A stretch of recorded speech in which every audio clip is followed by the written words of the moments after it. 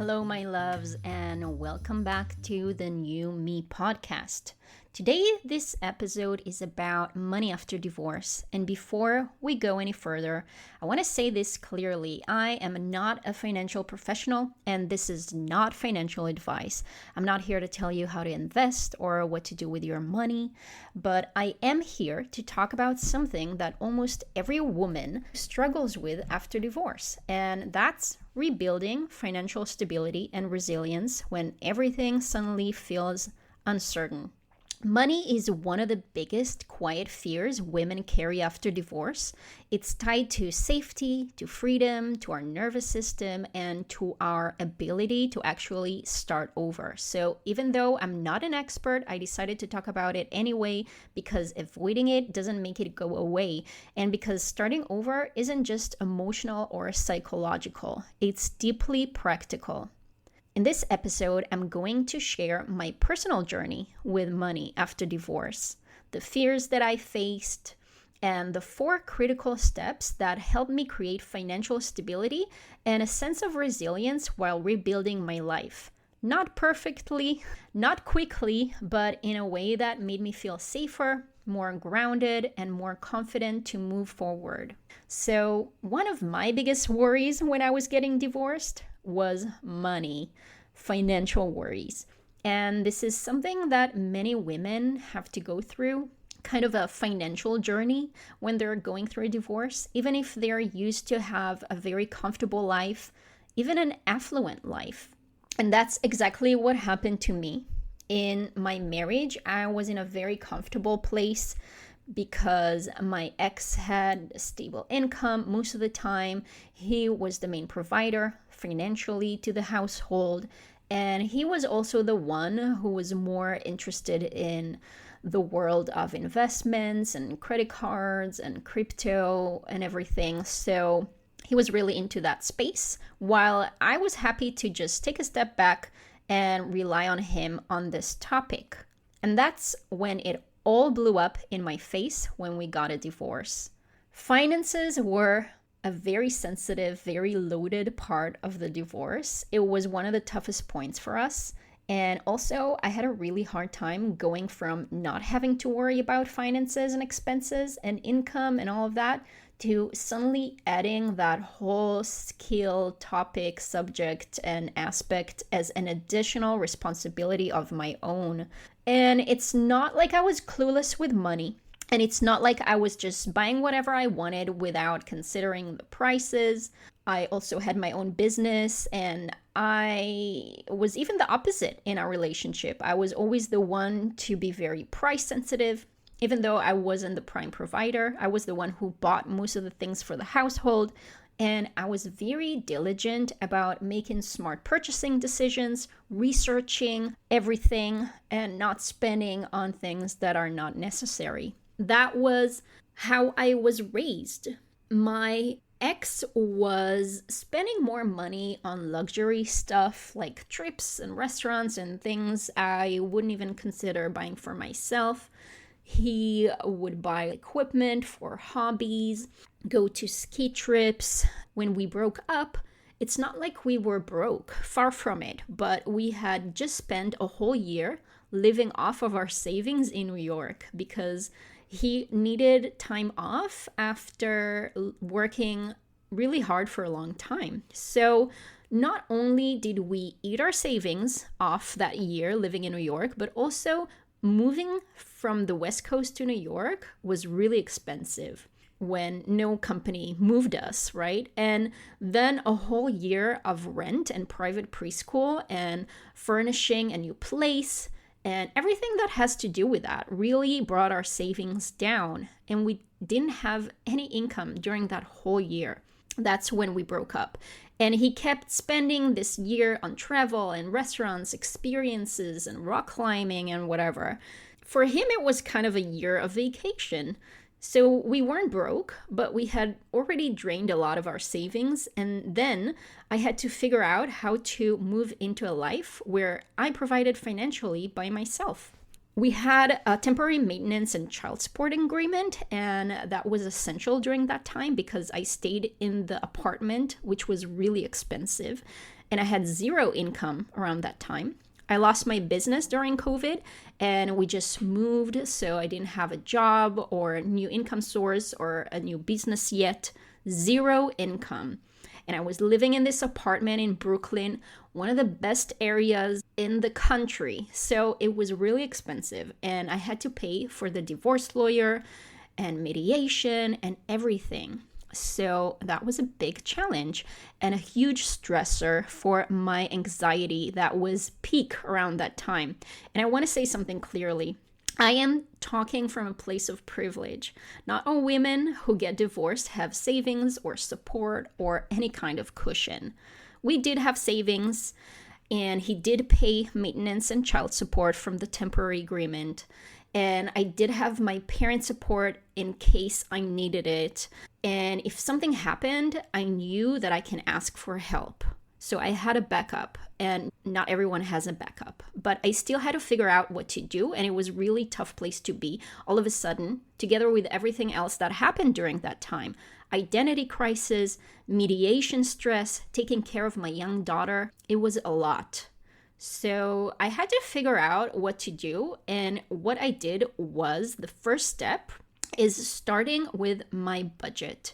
And it was a funny thing. I was under the impression that my ex had all of this neatly organized and tracked with an app because he used to talk about the Mint app for tracking expenses. You can track your income and everything, he used to say. And when we split up during our mediation process, I asked for this data so we can figure out my living expenses, because this is the first thing you are asked, like, what is your monthly expenses? What's your financial needs? So I asked for that data, and he had nothing to give me. Turns out he never really did it. So I had to figure it out all by myself. So the way that I figured it out, because I had no ballpark number of this is how we spend a month. So I tracked everything with an app that connected to my credit cards, bank accounts, everything that I could think of. I used the app Copilot Money, and I already recommended this app in a video I did as my weekly recommendation. It's also under my resources hub, and I'm gonna put a link to it in the show note.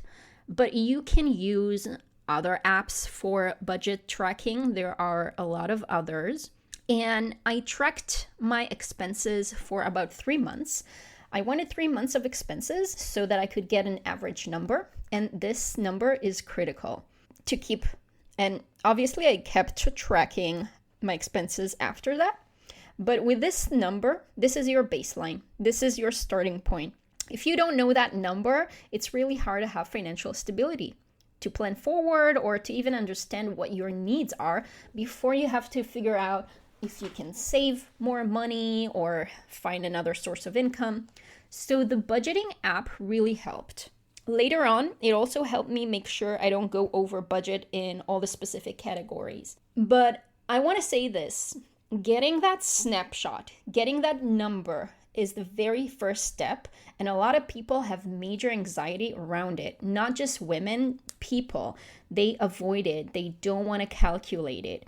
It's a little bit like stepping on a scale. You get anxiety because you're terrified of what it's going to reveal. And I think the fear behind it is the fear that you're going to have to change your lifestyle, to make concessions in your expenses. And I get how scary that is, because you've already been through so many changes. You don't want to also give up your comfort items, right? Like your monthly nail appointment or whatever it is for you. But it's not necessarily something you have to do immediately. I think the alternative is way more frightening. The risk of being so unaware of your finances going forward that you end up in even bigger debt and you spend years trying to crawl out of that pit you buried yourself in. And another thing some people might say is that my legal fees are so huge that a couple $100 a month is not going to change a lot. And that's true in a way, but the legal expenses are going to be there. They're an additional expense in your life right now, like your rent. And it doesn't mean everything else is negligent. Small decisions still matter because they compound. So I really believe this is the first step you have to do. Even though it's scary, have that number. I spend X amount of month. And especially if you have kids relying on you, you want to do that because you want stability to protect them during that time, especially. And you have a long-term responsibility to your family. And another really important aspect is in your legal process, you want to be able to say, this is what we're used to spending, and that's why a certain amount of child support is going to be problematic, or why you're going to have to consider changes in your lifestyle. Just knowing this number is a leverage point in the divorce process. It's better to have more information than less in this situation. Honestly, I think in any situation. So once you have that number, the next step is you want to split the expenses into categories. When you use these budgeting apps, they already help you put the expenses into categories and subcategories so that you can see how much you spend where.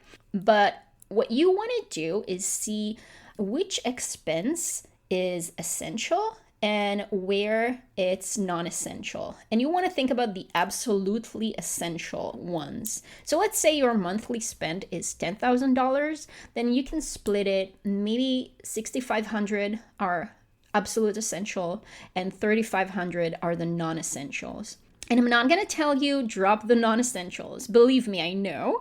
We're not trying to only survive, but we do need that number for the next step. And we want to start with the things that are absolutely essentials, like utility, rent, insurance. But some things are going to be gray area, like should we change the car to a cheaper car, or what counts as essential sometimes, like groceries are essential, but do you really have to spend so much on groceries? So once you have your essentials and non-essentials, it's really helpful for your own awareness. And then the next step you want to do is start building your emergency fund. What is an emergency fund? It's money that is enough to survive on for at least 3 months, but preferably closer to 5 or 6 months of your absolute essential expenses. So if your expenses were $6,500, then an emergency fund would be at least 3 times that. Let's say you start with 3 months, that would be about $20,000. You can start with a saving account in your bank, but honestly, I don't recommend that so much.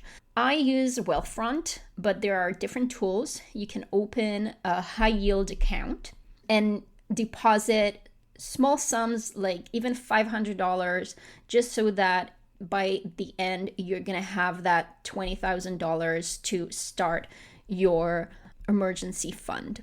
And it's very important to find a financial tool, an account that is fully liquid, that you can withdraw and move money easily, that your money can be available within hours. So don't lock your emergency fund into an account you can touch for a period of time. The whole point is that it is accessible.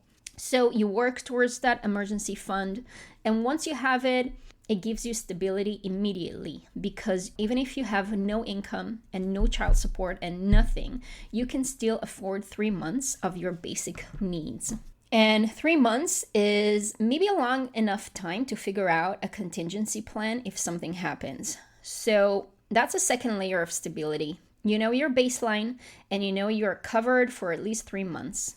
Now, the next thing I would recommend doing before making any big decisions about money, like buying a car or buying a house or investing in some kind of opportunity, this is the third step, and it is getting a financial advisor session and figuring out your bigger picture goals with professional help.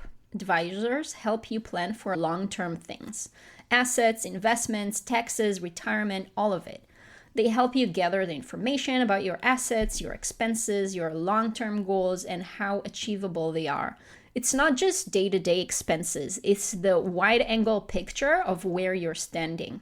And I know there's a lot of uncertainty during divorce with pensions and 401ks and things you're not even sure you have. So I actually waited a little bit before I did this. I waited until the divorce was finalized because then I had the full financial picture. But if you're worried about not having that information during divorce, maybe you want a professional advisor sooner. And I know that this is a big expense. I don't say that lightly. Every expense is major during that time, especially when you just paid thousands of dollars to lawyers. But I think it's a worthwhile investment because it has the potential to make or break your financial future. Unless you're willing to do this whole thing by yourself, and even if you're first with money things, I still do not recommend that. You might be missing things or strategy that you don't know about or whatever. So I do recommend financial strategy session for everyone. And I found a good financial advisor. It wasn't cheap, but the process we did together impressed me so much. I think it was worth every penny.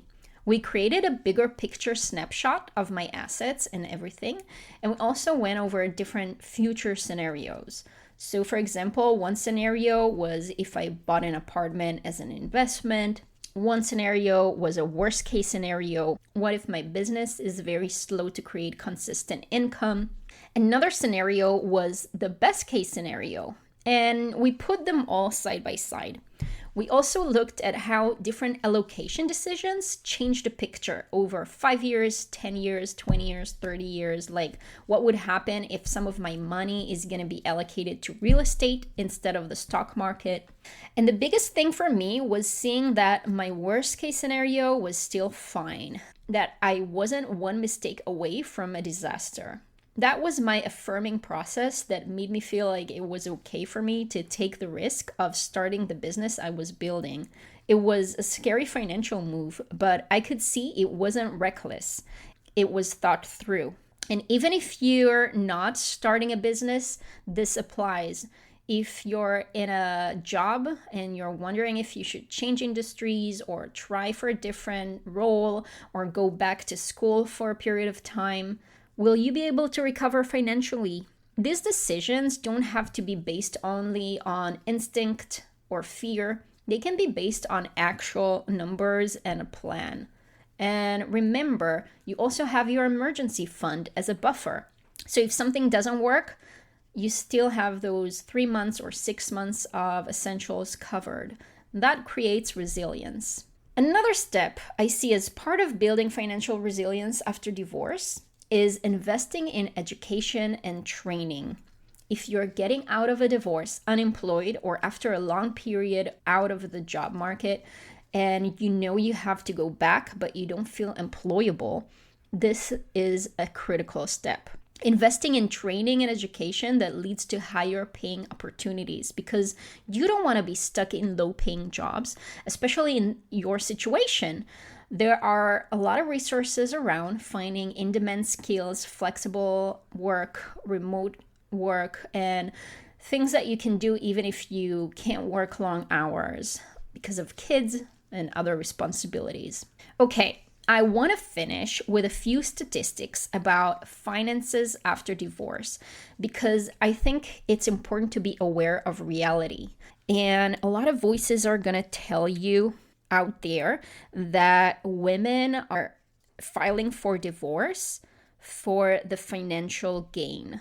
It's so wrong because the reality is the opposite. No woman is getting out of a marriage to gain financially out of the situation. Probably most women don't do that. So these are the statistics, and keep that in mind. First of all, income disparity.